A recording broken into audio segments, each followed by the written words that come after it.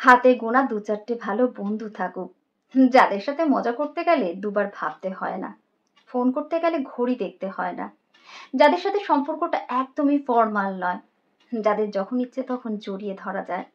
একটা মনের মানুষ থাকুক, যাকে হারিয়ে ফেলার ভয় পেতে হয় না, যে ভালো মন্দ সবেতে সমানভাবে বর্তমান, যাকে চোখ বন্ধ করে বিশ্বাস করা যায়, যার হাসিতে দুঃখ ভোলানো যায়, যে মনোমালিন্যের সমাধানে ব্রেকআপ বলে না, আলোচনা করে ভুলগুলো ঠিক করে নিয়ে আরো শক্ত করে হাত ধরে নেয়।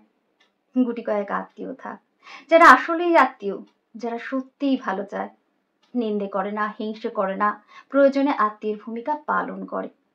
পরিবার হোক মানসিক শান্তির জায়গা, বাড়ির লোকগুলো ব্যাকবোনের মতো সাপোর্টিভ হোক।